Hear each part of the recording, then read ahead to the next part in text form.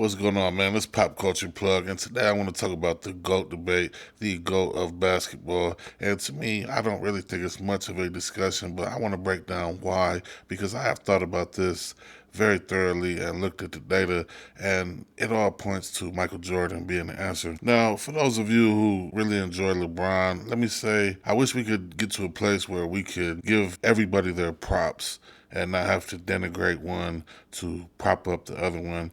I think LeBron is a massive success as far as his basketball career. I think he's been a good role model as far as player movement, which was more popularized in his era. He is the only one of his peers who won every single place that he went. Nobody else can say that. So, and if you get any of these guys that are top 10, top 15, you're going to be okay. You get Kobe, you get LeBron, you get Wilt, you get Mike, you get Magic, you get Larry, you get Kareem. You're going to be okay. You're going to win. You know what I mean? So we're really nitpicking, but goddamn it, I'm up for a little nitpicking. You feel me? So let's get into it now. My first thing is with LeBron, when you start playing 7, 8, 9, 10 seasons longer than somebody, and you have had the control in these organizations with the personnel moves, bring this person in, fire this coach, kick this person off the team, or then you leave and go to a younger team with younger, fresher legs, and you've done this and you still have won less than the person that you're supposed to be better than, make it make sense. So, just off the top of my head, I don't do a script for these because I was blessed with the gift of gab. But let's look at some of the help that LeBron has had over the years. While I will admit his first stint in Cleveland was pretty dry, and I don't fault him for wanting to go play with a D Wade and a Bosch and play in a nicer, warmer climate, a bigger city with more going on. But he continued to do that for the rest of his career after he won, right? After he moved the chess pieces, he never stopped, right? So let's look at it. You played with Dwayne Wade. You played with Chris Bosh. You played with Kyrie Irving. You played with Kevin Love. You played with Anthony Davis. You've played with Luka Doncic.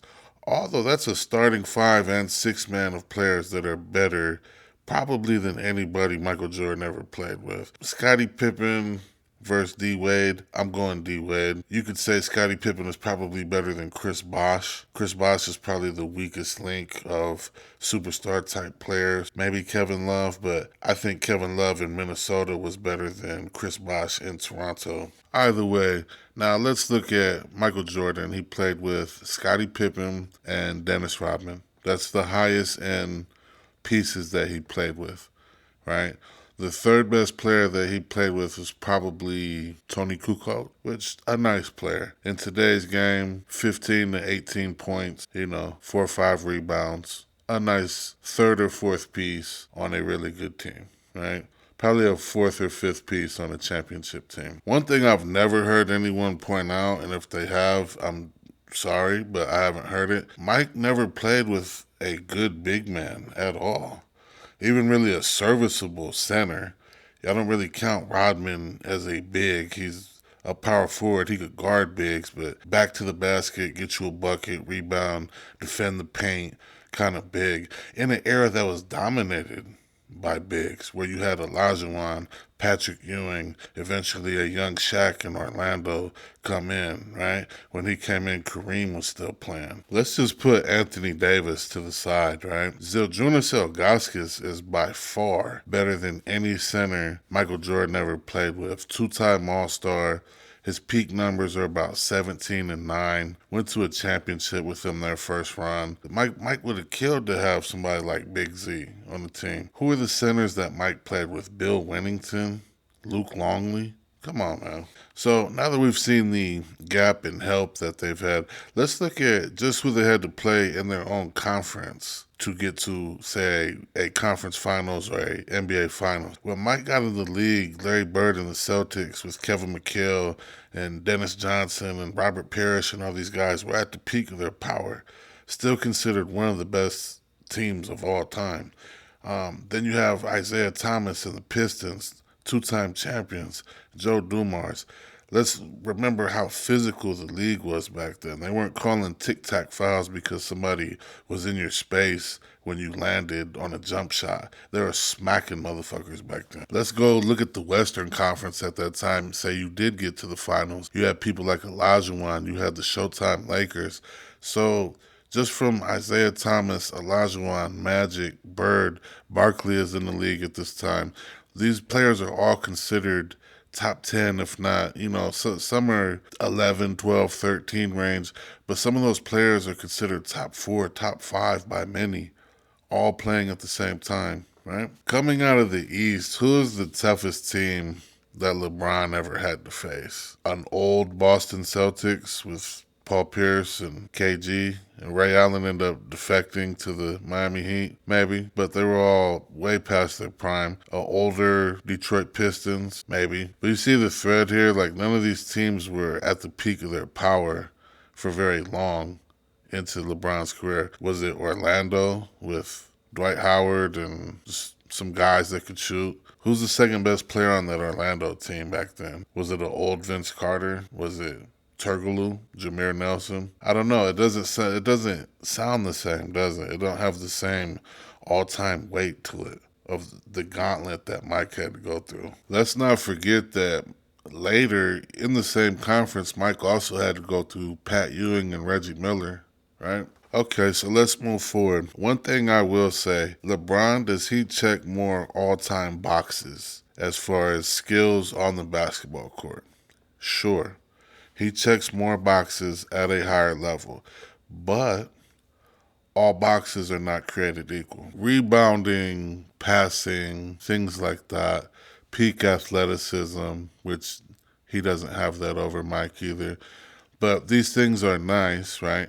But you have people who are known as just a rebounder, say like Andre Drummond.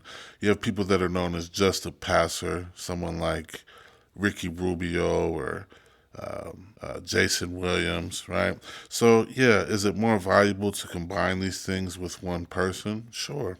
But you never hear somebody really called just a scorer. And even if they are, it's not viewed in the same pantheon as passing and rebounding. Someone like Carmelo is just a scorer, but we put him way higher because we value scoring a lot more than we do rebounding and passing. You'll never hear Carmelo in the same breath as Andre Drummond. You understand? So let's look at it because I know where people are going to go. Oh, well, LeBron's the all-time leading scorer, most points in the history of the NBA. Okay. Michael Jordan, just on the Bulls, you can look this up too. He averaged 32 points per game with the Bulls. 32 points for your career, your entire career. And when I say entire career, I mean with the Bulls, because he did have the 2 seasons in Washington that dropped his overall points per game slightly, but it's still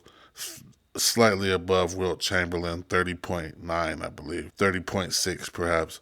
But 32 points per game for over a decade in an era that had slower pace, less 3-point shooting, and less high-end scoring overall, more physical, more defense. Regularly, teams would score 85, 90 points. He's scoring a third of his team's points for his entire career. You're talking about a guy that had double-digit scoring title, right? So let's flash back to LeBron, most points of all time. Okay, got it. Well, Mike played in a time where they went to college a little longer, so he played 3 years of basketball at North Carolina, so he came in the league 3 years older.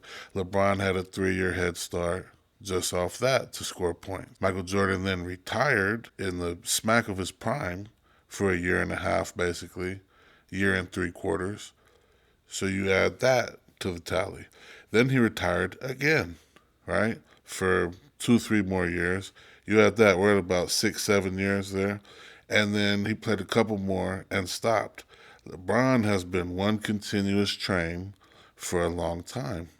And we salute that. You've taken care of your body. But we're talking about you're going against a guy. He put the work in, but he also put the play in. He's playing cards till 6 a.m., drinking, smoking. Rumor is that the flu game is he was real hungover. You know what I mean? And still busting y'all ass like that. So longevity is cool. It's great, but you did not do as much, even with scoring in the same amount of time, right? What if we just cut their careers at 15 years apiece? Go see what that looks like, right? Now, moving forward, let's look at winning. Once these players started winning, Michael Jordan is the only one outside of a Bill Russell who does not have a contemporary during his time in terms of winning. If you want to say Olajuwon for those 2 seasons between the two three-peats, okay, but it's still 6-2. That's 3 times the amount of winning.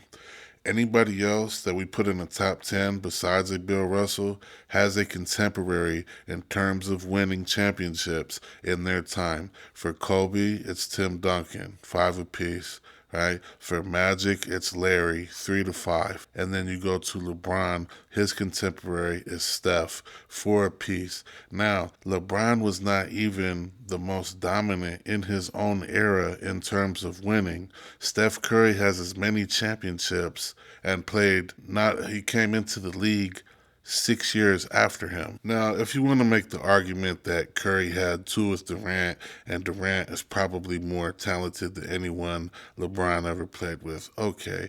But the rest of that team was built organically, drafted, and grew together as a nucleus, not these makeshift teams every 4 to 5 years, switching teams and or bringing in new people. So let's keep it rolling. I think we're cooking with gas right now, by the way, too. Let's look at, if some of you are old enough to remember, the argument at the time around 2012, 2013 was not Mike LeBron, it was Kobe LeBron. I remember grown men arguing about this for an hour straight in front of me. There's a lot of people that don't think LeBron has even passed Kobe. Shaq said, "Hey man, I played with both of them. It's Kobe." A lot of players of that time picked Kobe. So, I don't know. Somehow in history, we've watched right past that. LeBron has some great PR. I'll say that. Let's move forward though. Let's look at some of the playoff stuff, right? Particularly what I want to look at is 2011, the Heat versus the Dallas Mavericks. If you think Michael Jordan, with that supporting cast, would have lost to an old Dirk Nowitzki and a team whose second best player was Jason Terry, no disrespect, and a bunch of, it was sort of an island of misfit toys or island of former stars who were kind of washed. Sean Marion, Deshaun Stevenson, Jason Kidd, all very talented players, but were past their prime. It was a very old team, and he lost to that team and did not perform very well, particularly being guarded by J.J. Barea. Do you think Michael Jordan would have lost being guarded by J.J. Barea? Michael Jordan is 6 for 6 in the finals, undefeated, and never even went past a game 6. He never got took to a game 7. Michael Jordan's playoff career average for points is 33.5 points per game. LeBron's is 28.5. Michael Jordan has 38 40-point games in the playoffs. LeBron has 29. Mike has 8 50-point playoff games. LeBron has 1. So I think you see what we're getting at here. Let's look at their career stat line in the playoffs. Michael is 33.5 a game, 6.5 rebounds, almost 6 assists, 2 steals, a block, 48.7% from the field, 179 total games, 6 championships, and almost 6,000 points. LeBron has 28 points a game, 9 rebounds, 7 assists. Like we said, he's a better rebounder and assister. 1.5 steals per game, a block per game, slightly better from the field at 49.6, 302 playoff games, 4 championships, and 8,500 total points. So you see, that really shows you how much more he played in the playoffs and didn't have the success. Now, a lot of people like to talk longevity, longevity. Without question, he's had the best career because the longevity. All right, if you want to play that game, we see that Mike's career is much more efficient in terms of winning in the number of years he did. He had a whole season early on where he didn't play as well and retired multiple times. So he did all this basically in a 10, 12-year span. Let's really let that sink in. But you want to play longevity, okay. I think it's analogous to something like if you go to the NFL, right? Someone like Frank Gore played till he was about 35, 36, which is archaic for a NFL running back. And he is very high up there on the all-time rushing list. But those of us that watch someone like Marshall Faulk play, right, would anyone say that Frank Gore is better than Marshall Faulk just because Frank Gore has more yards because he played a significantly longer amount of time?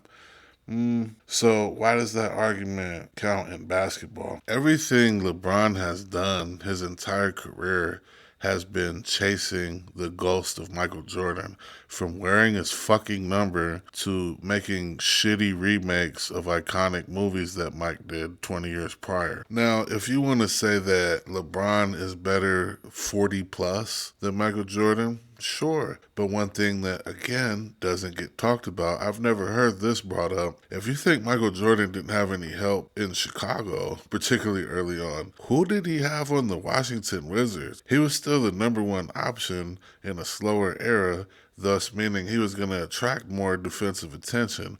Who was the second best player on those Washington Wizards team? Gilbert Arenas hadn't really took off yet. Was it Larry Hughes? Come on. LeBron's played with Anthony Davis and Luka since he's been in LA. He also had Julius Randle, all better, far better than anybody Mike played with. And so the floor is more open for him in a much more open era. These are the things that don't get talked about. So as we revisit everything quickly, LeBron has had more help going against weaker competition, particularly in his own conference early on, moved around, played significantly longer, won less, performed worse in the playoffs, and was not even the most dominant in his own era in terms of winning.